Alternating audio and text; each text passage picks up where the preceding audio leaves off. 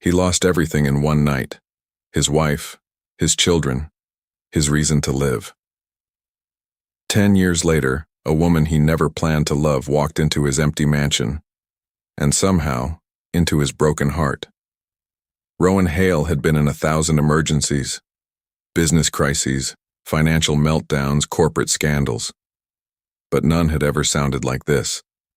The sterile white corridor of the emergency ward stretched endlessly, each fluorescent light above him humming like it was mocking the sound of his heartbeat. His suit jacket was torn, streaked with dust and blood, his hands trembling. He'd driven straight from the crash site, ignoring police questions, ignoring the flashing lights, the sirens, the chaos. Now there was only silence, and the smell of antiseptic. "Mr. Hale?" a nurse whispered, her voice small, uncertain. "Your wife. She's still in surgery." Still. That word made him want to break something. He turned sharply. "And my kids?" His voice cracked like dry paper. The nurse hesitated, looking at the floor. His world tilted. He didn't hear the words when she finally spoke them. "I'm sorry." They didn't make it on impact. Everything after that blurred. He saw mouths moving, papers being signed, hands reaching for him. He didn't remember sitting down, but he found himself in a cold metal chair, staring at the scuffed tile beneath his shoes. The children's laughter still echoed in his ears, their voices from the back seat that morning singing off-key, his wife laughing from the passenger side. He should have driven instead of sending them ahead. He should have been there. Hours passed, or maybe minutes. When the doctor came out of surgery, Rowan already knew the answer before the man spoke. One look at his face was enough. She didn't survive the internal bleeding. The machines flatlined behind the swinging doors. That sound, that endless tone, carved into his bones. He didn't scream. He didn't collapse. He just stopped. The next week unfolded like a film played without sound. Assistants handled the funeral arrangements. His secretary canceled all meetings. His housekeeper kept the blinds drawn. Rowan barely spoke. He'd lost the ability to. Words were useless things now. Soft, meaningless sounds that couldn't touch what had been ripped out of him. At the funeral, people came in dark suits and black dresses, faces full of pity. They said things like time heals all wounds, and they're in a better place. He nodded without hearing. He stood before 3 coffins, one large, 2 heartbreakingly small, and thought only one thing. Why not me instead? After that day, he stopped going home. The mansion on the hill was too quiet, too haunted. He moved into the penthouse above his company's headquarters, where the sound of the city below could at least disguise the silence. He went to meetings, signed contracts, made money. He didn't live. He functioned. The years blurred together, 10 of them, like pages of a calendar flipped by someone else's hand. He didn't celebrate birthdays. He didn't decorate for Christmas. He didn't open the door to anyone who tried to pull him back into the world. Down the hall of the empty mansion, 2 children's bedrooms remained untouched. Toys neatly arranged, clothes still folded in drawers. A drawing on the wall, his daughter's crayon masterpiece titled Daddy's Office, stayed taped where she'd left it. Dust gathered like memory. He stopped sleeping there, but he couldn't let anyone clean it. It felt like betrayal. The housekeeper knew better than to touch those rooms. No women, no relationships, no touch. Every flicker of warmth reminded him of what had been burned away. His heart had gone cold the night he watched the monitors fall silent. 10 years later, the calendar marked another anniversary, the memorial service held every year at his estate. He stood before the marble gravestones, the sun low and golden over the Nevada desert. The air was still, almost reverent. Staff members kept their distance, whispering like the air itself might shatter him. He said nothing during the service. When the priest's words faded, he turned away before the last prayer ended. He couldn't bear the pitying looks anymore. Daniel was waiting near the gate, hands in his pockets. He had been Rowan's closest friend since college. the only one who hadn't given up trying to reach him. "You're leaving early again," Daniel said quietly. "I said what needed to be said. You didn't say anything." Rowan's jaw tightened. Words don't change anything. Daniel sighed. He'd heard the same tone for years, the hollow certainty of a man who believed his life had already ended. "You didn't bury your heart with them, Rowan," he said. "You just locked it away. But life is still happening, with or without you." "Life ended that night," Rowan murmured, looking past him, eyes fixed on nothing. "No. You ended." Daniel's voice softened. "But you're still here. That has to mean something." Rowan didn't respond. Daniel exhaled slowly. "You need to think about what comes next. Not business. Life. You don't have to love again. You just need something to anchor you back to the world." Rowan gave a humorless smile. "And what do you suggest? Adopt a dog?" Daniel shook his head. "A child." The word hit Rowan like a slap. "You can't replace them, I know," Daniel continued quickly. "But maybe you can remember what it feels like to care, to build something again, to give your heart a reason to keep beating." "Children need mothers," Rowan said bitterly. "Then find someone willing to build a family with you, someone who wants a future, even if you don't believe in one yet." Rowan turned away. "You're talking about marriage. I'm not built for that anymore." "Maybe not love," Daniel said softly, "but maybe a reason." Rowan didn't answer, but later that night, when the house echoed with silence again, the words wouldn't leave his mind. A week later, he attended a charity gala, one of those polished, glittering events he used to dominate effortlessly. He didn't want to go, but Daniel insisted, "Just show up. You might surprise yourself." The ballroom at the Wynn shimmered with crystal chandeliers and laughter that sounded too loud, too alive. Rowan stood near the edge of the crowd, nursing a glass of untouched whiskey, feeling like an alien observing the living. That's when he saw Amber Justine. He'd heard the name in passing, a philanthropist, socialite, and according to gossip columns, the kind of woman who turned heads and never looked back. She moved through the room with quiet confidence, her gown a soft champagne hue that caught the light like liquid gold. There was something disarmingly open about her smile, the kind of warmth that drew people in effortlessly. Their eyes met briefly, just long enough for her to recognize who he was. Everyone knew Rowan Hale, billionaire, widower, ghost of a man who'd once built an empire from dust. When she approached him, it wasn't with flirtation. It was curiosity. "Mr. Hale?" she greeted, her tone polite but direct. "I didn't expect to see you here." "Neither did I," he replied dryly. Her lips twitched, almost a smile. "Then we're both surviving the evening under protest." He tilted his head slightly, intrigued by her candor. Most people around him either gushed or whispered. She did neither. "You don't seem like someone who enjoys these events," he said. "I don't," she admitted. "But sometimes visibility funds causes that matter." He studied her. Practical. "I prefer effective," she countered. For the first time in years, a flicker of something stirred. Not attraction exactly, but awareness. She was alive in a way he'd forgotten people could be. They spoke briefly about the charity. She challenged his opinions without hesitation, her tone calm but firm. She wasn't impressed by his reputation, and that alone made her stand out. When the night ended, she excused herself first, her perfume a faint trace of something floral and clean.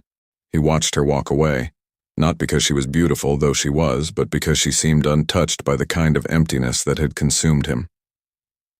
Days later, Daniel mentioned her name again over dinner. Amber Justine. Smart, independent, grounded. She's not like the others.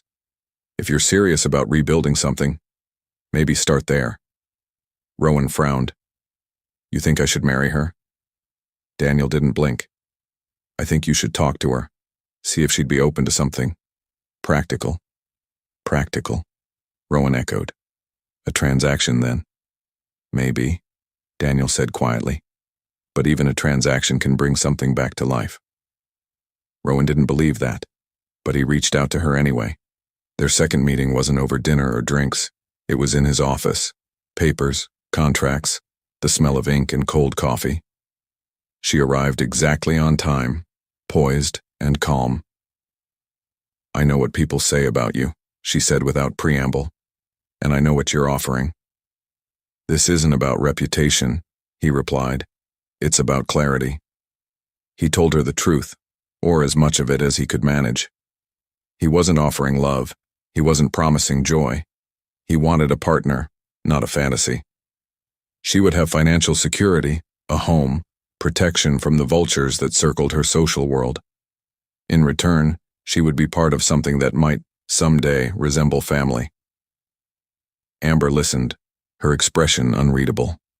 When he finished, she simply said, "A contract, not a love story." He met her gaze. Exactly. And so it began.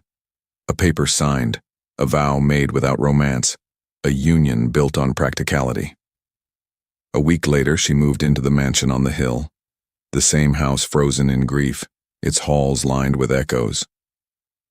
She walked through the grand foyer in silence, her heels clicking against the marble, until she stopped before a half-open door.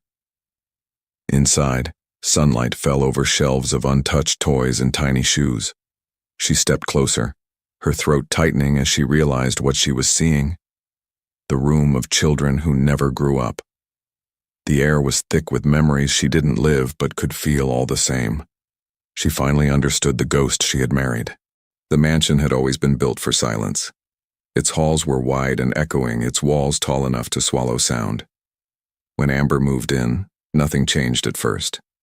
Her footsteps barely disturbed the air. Meals were taken separately, hers in the sunlit breakfast nook, his in the dim dining room at the far end of the house. Conversations were functional, schedules, logistics, the occasional polite acknowledgement. He kept to himself, disappearing into his study for hours. She learned his rhythms, the quiet footsteps at dawn, the way the library light stayed on long past midnight, the faint murmur of news channels that filled the gaps between his breaths. He was a man surrounded by life, yet untouched by it. Amber didn't press. She'd accepted this arrangement knowing exactly what it was, a contract, not a confession. Still, she found herself observing him when he thought she wasn't looking. The way his shoulders tensed when he passed the children's hallway. The way his hands sometimes stilled mid-task, as if remembering something before pulling himself back. She had seen grief before, but not like his. Rowan's wasn't loud or messy. It was fossilized, perfectly preserved beneath layers of control. One night, long after midnight, she wandered the hall, unable to sleep. The air was heavy with desert quiet. She stopped near the playroom door, half closed as always. A faint sound came from inside, a sound she'd never heard from him before. It wasn't words. It was a broken, shuddering breath, the kind that comes from a body remembering how to cry after too many years of not knowing how. Amber froze in the dark hallway, heart thudding. She should have walked away. This was not her pain to intrude upon, but something rooted her there. Not curiosity, but compassion. She leaned lightly against the wall and listened, the sound of his grief carving through the silence. For the first time, she saw Rowan not as a name on a contract, not as a billionaire or widower, but as a man still trapped in the night his world ended. She didn't knock. She didn't say anything. She just stood there until the sounds faded into stillness. The next morning, nothing was said, but something unspoken shifted between them. He came to breakfast, something he rarely did. The smell of coffee filled the kitchen.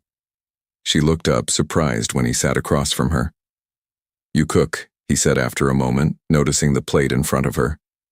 "I try," she replied with a small smile. "Old habit."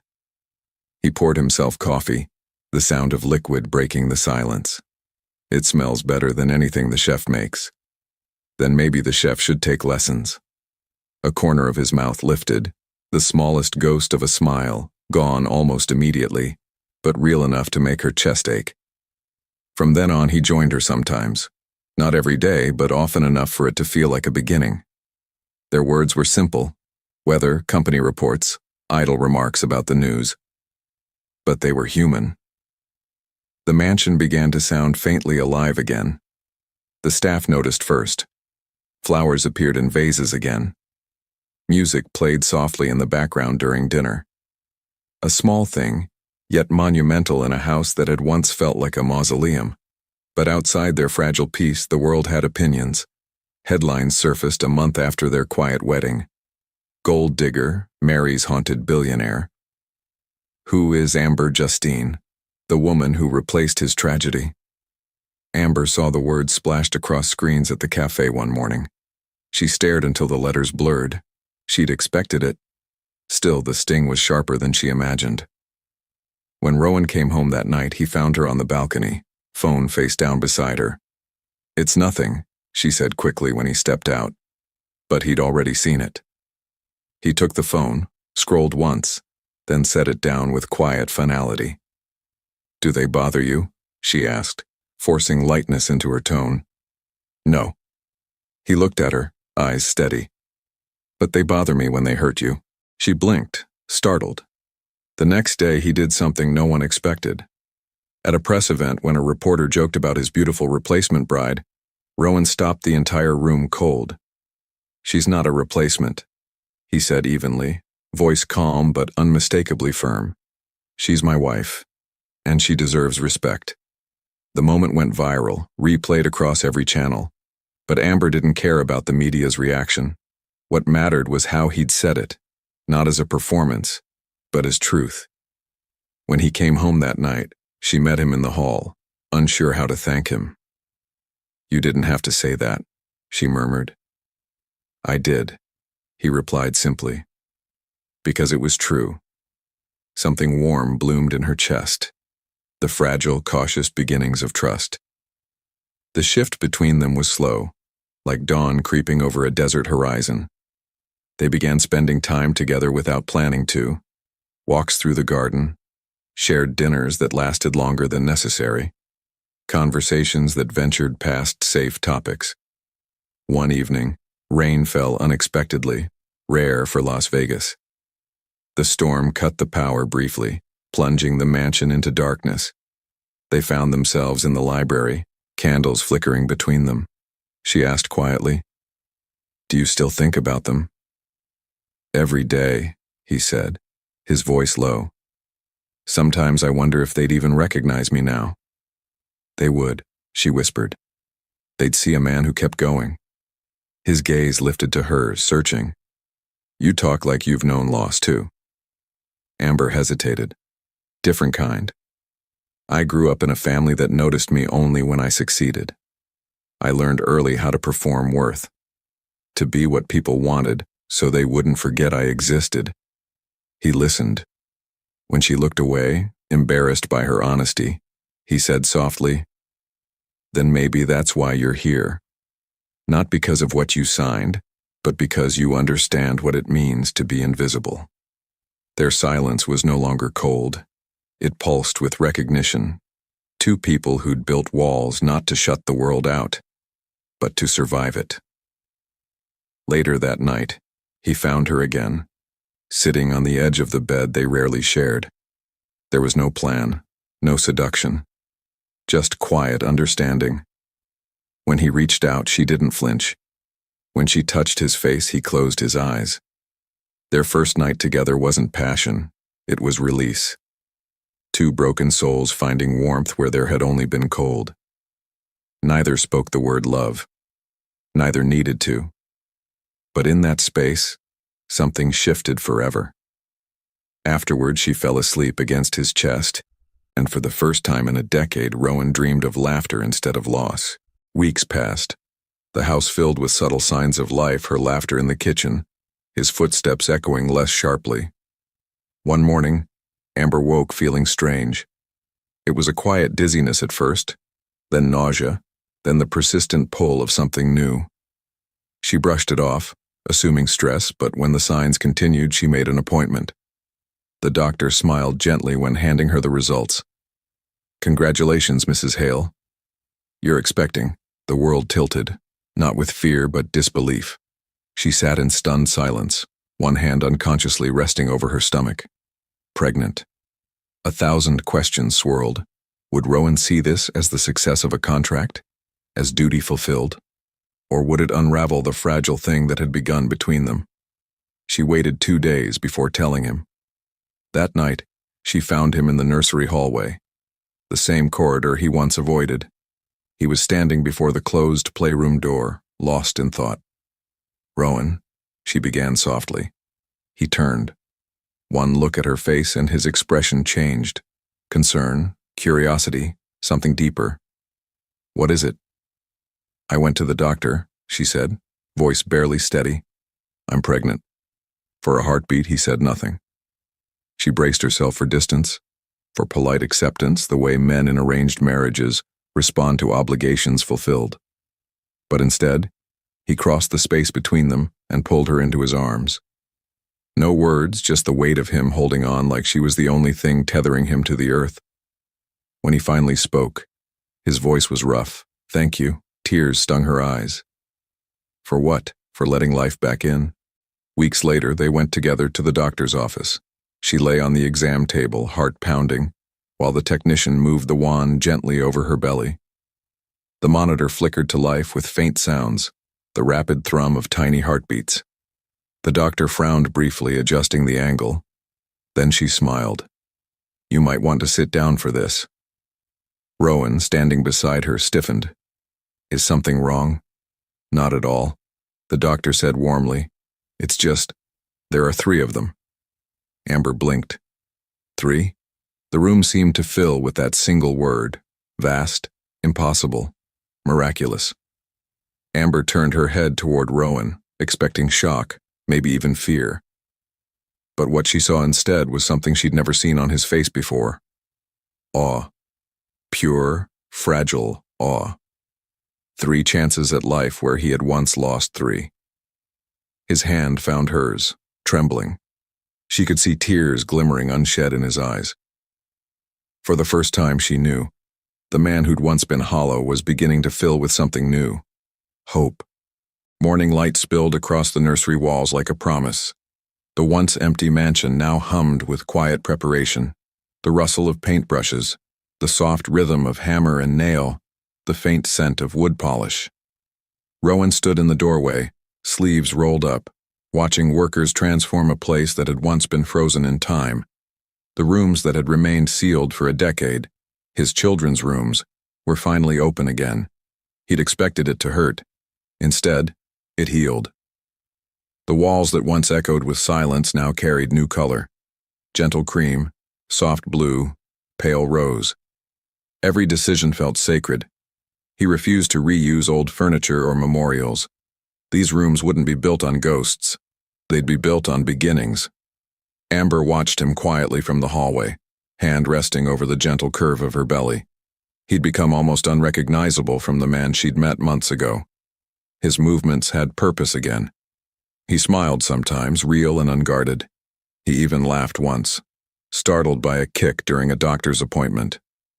At night, she would find him sitting on the nursery floor, reading through parenting books with furrowed concentration. He made notes, organized feeding schedules, even practiced assembling tiny cribs himself. The sight of it made her heart ache with tenderness. But with that tenderness came fear. Amber couldn't shake the thought that maybe she was only the bridge, the healer, not the beloved. Rowan had lost a family and was learning how to feel again through her, through their unborn children.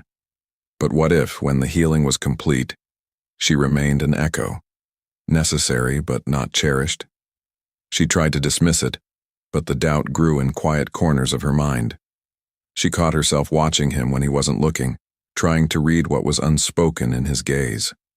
The outside world didn't make it easier. The media's fascination with their story returned with venomous curiosity. Headlines questioned her motives, dredging up her past, twisting her charity work into ambition. Amber Justine Hale, Las Vegas's most strategic wife? One headline sneered. She ignored it until one morning, a camera flash caught her leaving a doctor's appointment. Questions were shouted across the parking lot.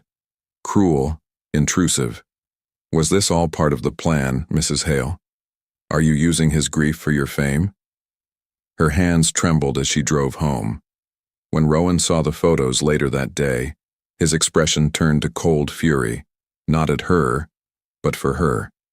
Without hesitation, he called a press conference. It wasn't staged, not even rehearsed. Cameras flashed as he stepped before the microphones, eyes steady, voice calm. My wife, he said clearly, owes no one an explanation. She didn't ask for my name or my money. She gave me something far more valuable, the chance to live again. If anyone questions her worth, they'll have to go through me first. The room went silent. No further questions. That night, Amber waited for him in the dim light of their bedroom. When he entered, she rose and met him halfway.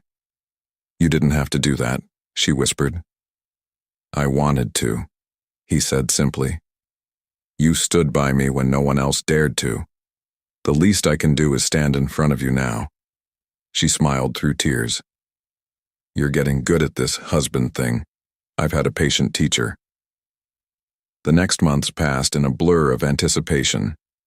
Every ultrasound, every heartbeat, every flutter of motion inside her reminded them both that life was rewriting itself, not erasing pain but building something new on its foundations. When the day of the birth finally came, the desert sky was a wash of gold and gray. Rowan had never been so terrified. Hospitals had been his personal hell since that night 10 years ago. But this time, when the beeping machines filled the air, they didn't mean endings. They meant beginnings. Amber's hand gripped his, fingers trembling as contractions tore through her body. Nurses moved quickly. Doctors spoke in calm, practiced tones. Rowan barely breathed. You're doing amazing, he said, voice breaking. I'm right here. She gave him a weak smile between gasps. You better be. Hours later, the air filled with the first sharp cry. Then another. Then another. 3 voices, fragile but alive, echoing through the room like music written just for them. Rowan's knees nearly gave way. He pressed his hands to his face and wept openly for the first time in front of her. Not from loss this time, but from the staggering miracle of life. Amber watched him through tears, her exhaustion melting into awe. They're here, she whispered. He looked at her with eyes shining and full of wonder. We're here, he corrected softly. When the nurse placed the babies in their arms, the room felt like it exhaled. Rowan traced each tiny hand with shaking fingers, whispering their names. Names he and Amber had chosen together after weeks of late-night lists and debates. None of them were memorials. The first was Chloe for what he thought he'd never find again. The second, Claire, for what she gave him without asking. And the third, Noah, for the promise of peace after the flood. He whispered the names again, like prayers. The following weeks turned the mansion into a world of soft chaos, crying at odd hours, bottles clattering, laughter, real laughter, bouncing off the marble floors that had once known only footsteps. Rowan took to fatherhood with cautious reverence. Every diaper change, every lullaby, every midnight feeding was an act of redemption. He wasn't trying to replace the past. He was learning to live with it. Sometimes he would stand by the nursery doorway just to listen to the tiny sounds inside. Once, Amber found him there, motionless, the faintest smile ghosting his lips. They're loud, she teased gently, leaning against him. They're perfect, he murmured. Noise never sounded so beautiful. She laughed softly, resting her head against his shoulder. Yet even in the joy, her old fear lingered. Late one night, while feeding the smallest of the triplets, she whispered, Do you ever think that I'm just part of your healing? That someday you'll wake up and realize I was only a bridge to get you here? He looked up from where he was rocking another baby, startled by the question. Amber, I know I wasn't supposed to be part of your story, she said quietly. You loved someone before me. You had a life before me. I'll never be her. He was silent for a long time. The soft creak of the rocking chair filled the space between them.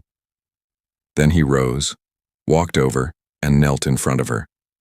The lamplight caught the weariness in his face, but also something else. Something steady, unshakable. You're right, he said softly. You'll never be her, because you were never meant to replace her. Amber's eyes welled. Then what am I? He reached out, brushed a tear from her cheek, his thumb lingering just below her jaw. You're the proof that love doesn't die with the people we lose. It changes shape, but it keeps beating. You weren't supposed to be love, Amber, but you became it anyway. The words broke something open in her, a wound she hadn't realized she'd been carrying. She leaned forward, tears falling freely, and he caught her against his chest. In the background, one of the babies made a small sound, half cry, half laugh. They both turned toward it, and the moment became lighter, softer, as if life itself refused to let them drown in sorrow again. Weeks turned into months. The desert outside the mansion bloomed under spring rain. Rowan returned to his company, but not to escape anymore, to provide. He spoke less of loss and more of future plans. The house that once stood as a monument to grief now thrummed with laughter, lullabies, and love. The nursery light glowed through the night, a soft beacon at the heart of the mansion. On one particularly quiet evening, Amber stood by the terrace doors watching the city lights shimmer below. Rowan joined her, one baby in his arms, two asleep upstairs. Do you ever miss the silence? She asked. He smiled faintly, not for a second. She turned to him, studying his face. The man who had once looked like stone now looked impossibly human, worn and beautiful in his vulnerability. You did it, she said softly. You came back. He shook his head. No. We did. Below them, the city pulsed with life. Inside, the sound of a baby's cry floated down the hallway, followed by another, then another. Rowan laughed quietly, a sound full of wonder. Looks like they're calling for you, Amber teased. They're calling for us, he corrected, kissing her temple before heading upstairs. Amber watched him disappear into the soft golden light of the nursery, the laughter of her husband mingling with the cries of their children. Once this house had been a tomb of memories. Now it was alive again, imperfect, noisy, full of second chances. And as she followed him, she realized something with quiet certainty. Grief hadn't left them. It never would. But it had made space for joy, for love, for life in all its beautiful, chaotic imperfection. Upstairs, Rowan stood over the cribs, one hand resting gently on the railing, his heart full. The man who had once stopped living was now surrounded by proof that love somehow had survived him. He looked at Amber, his voice low but sure. I used to think the world ended that night. I was wrong. It just paused. Until you walked in. She smiled, tears shining in her eyes. Then let's make sure it never stops again. The house settled into soft, contented quiet, the kind filled with tiny breaths and whispered goodnights. Outside, the desert stars burned brighter than they had in years. And inside, for the first time in a decade, Rowan Hale finally slept without dreams of loss, only of laughter, of warmth, of love, reborn in threes. Morning sunlight poured gently through the wide terrace doors, spilling over the polished floors of the Hale estate. The mansion that had once been silent now echoed with laughter, high, musical, unstoppable. Tiny feet padded across the hallways, chasing the sound of their father's voice. Rowan Hale, once the man who could face a boardroom of rivals without flinching but couldn't step into a nursery without breaking, now sat cross-legged on the carpet, one baby giggling in his lap while another clutched his tie like a trophy. The third, the calmest of the three, slept soundly in the bassinet nearby, the softest smile curving her lips. He looked up as Amber entered the room, her curls pulled back loosely, sunlight catching the glow of her skin. She wore one of his shirts, sleeves rolled past her wrists, and in her hands was a mug of coffee. His coffee, already half gone because she could never resist stealing sips. "Good morning, Chaos," she teased, leaning against the doorframe. He smiled, a slow, unguarded smile that made her chest tighten every time. "They started early," he said. "Apparently, sleep is overrated." She crossed the room and sat beside him, helping him untangle their daughter's tiny fists from his tie. The triplets squealed, as if delighted by the team effort. For a while, there was only the music of their small world, the laughter, the soft cooing, the whisper of wind through open windows. Rowan glanced around the room at the pastel walls, the framed photos Amber had insisted on hanging, the soft mobile spinning above the crib. Every corner felt alive. He remembered the years when this space had been locked away, a tomb of memory and guilt. Now it was something else entirely. A promise kept. "You know," Amber said softly, brushing her fingers over one of the baby's cheeks, "I used to wonder if I could ever fill the space they left. If I'd always feel like a visitor in someone else's story." He turned to her, his expression steady but tender. "You didn't fill it," he said quietly. "You built something new on top of it, something they'd be proud of." Her eyes shimmered. "And you?" He smiled again, gaze dropping to the sleeping baby beside them. "I stopped surviving," he said. "You taught me how to live again." Outside, the desert wind carried the scent of rain, a rare, cleansing breeze that rippled through the curtains. Amber leaned against him, his arm finding its familiar place around her shoulders. Together, they watched as one of the babies began to stir, little fists waving toward the light. Rowan chuckled softly. They never want to miss a sunrise. Amber looked up at him, her heart full. Neither should we. The house, once filled with silence, now pulsed with life, laughter, and love. And as dawn stretched across the Nevada horizon, the man who thought he'd buried his heart realized it had only been waiting for this, for them, forever. Thank you for being part of Whispers of Hope. Your love and support mean more than words. Together we're spreading light, one whisper at a time.